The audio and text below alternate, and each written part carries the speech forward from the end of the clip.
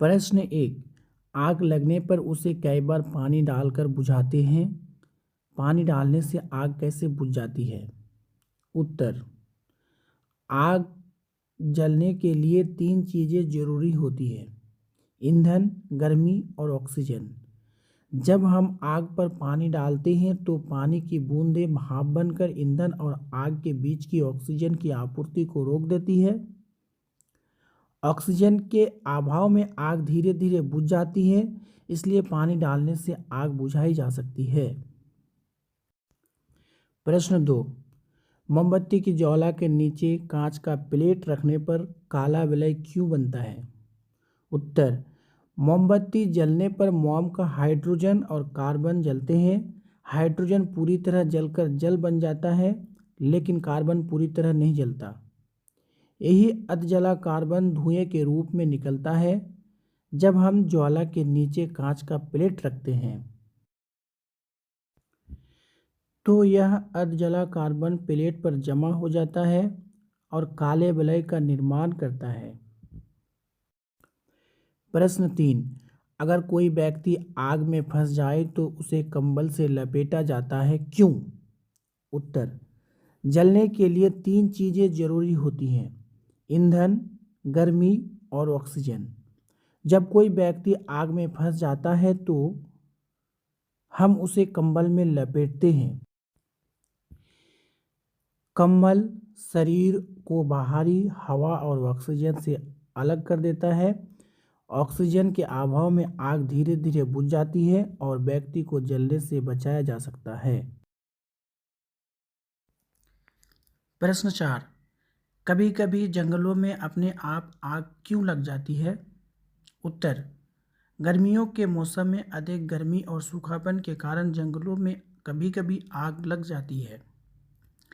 जंगल में मौजूद सूखी घास, पत्ते और लकड़ियां गर्म होकर अपने ज्वलन बिंदु तक पहुंच जाती है। इसके अलावा पेड़ों के बीच घर्षण से भी गर्मी पैदा होती है।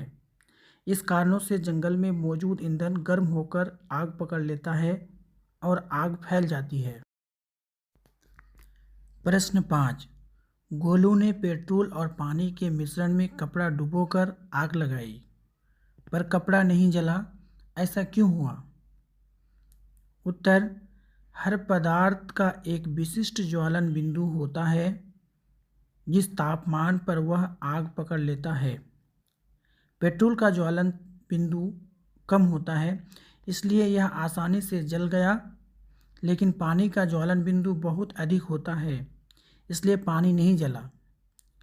जब गोलू ने कपड़े को इस मिश्रण में डुबोया तो कपड़ा पानी से भीग गया और उसका तापमान ज्वलन बिंदु तक नहीं पहुंच पाया, इसलिए वह नहीं जला।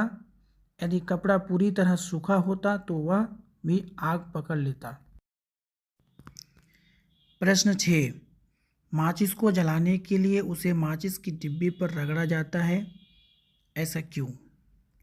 उत्तर।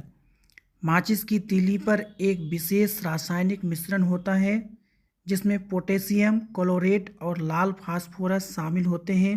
लाल फास्फोरस अपने आप नहीं जलता, लेकिन जब तीली को डिब्बी पर रगड़ा जाता है तो घर्षण से गर्मी पैदा होती है। यह गर्मी लाल फास्फोरस को जलने की शुरुआत करने के लिए प्रेरित करती है। डिब्बी पर सल्फर भी लगा होता है जो आग को बनाए रखने में मदद करता है। इस प्रकार माचिस रगड़ने से जल उठता है। प्रश्न 7। ज्वाला के 3 क्षेत्रों को दिखाइए और उनकी विशेषताएं बताइए। उत्तर। मोमबत्ती की ज्वाला के 3 प्रमुख क्षेत्र होते हैं। नंबर 1, बाहरी नीला भाग। यह सबसे गर्म क्षेत्र होता है क्योंकि यहाँ ऑक्सीजन की पर्याप्त आपूर्ति होती है और पूर्ण दहन होता है। नंबर 2, माध्य पीला या चमकीला भाग। इस क्षेत्र में आंशिक दहन होता है क्योंकि ऑक्सीजन की आपूर्ति कम होती है। नंबर 3, आंतरिक काला भाग। यह सबसे कम गर्म क्षेत्र होता है क्योंकि यह ऑक्सीजन की कमी के कारण कार्बन के कण अधजले रह जाते हैं। जिसमें ज्वाला के तीनों क्षेत्रों को दिखाया गया है और उसकी विशेषताएं बताई गई हैं और उसको परिभाषित भी किया गया है। ज्वाला के 3 क्षेत्र होते हैं। नंबर 1 बाहरी क्षेत्र, नंबर 2 माध्य क्षेत्र और नंबर 3 आंतरिक क्षेत्र, जो इस प्रकार है। और इस इमेज में भी आपको बताया गया है कि मोमबत्ती के तीनों क्षेत्र कैसे दिशाएं बताए जाते हैं। प्रश्न 8, घर में आग से होने वाली असावधानियों से बचने के लिए आप क्या करेंगे? इस पर अपने दोस्तों से चर्चा कीजिए। उत्तर, घर में आग से होने वाली असावधानियों से बचने के लिए निम्न उपायों को अपनाना चाहिए।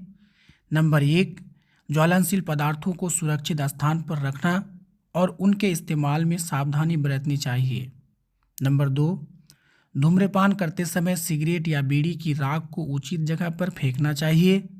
नंबर 3, चूल्हा या रसोई के पास बहुत सावधानी बरतनी चाहिए। नंबर 4, गर्मी के दिनों में आग से सावधान रहना चाहिए। घर में आग बुझाने के उपकरण जैसे बाल्टी, बुझाने वाला कंबल आदि रखना चाहिए।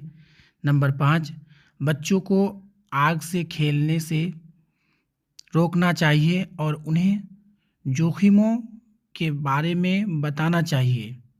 नंबर 6, घर में आग से बचने का अभ्यास करना चाहिए और सभी को इमरजेंसी नंबरों के बारे में जानकारी होनी चाहिए।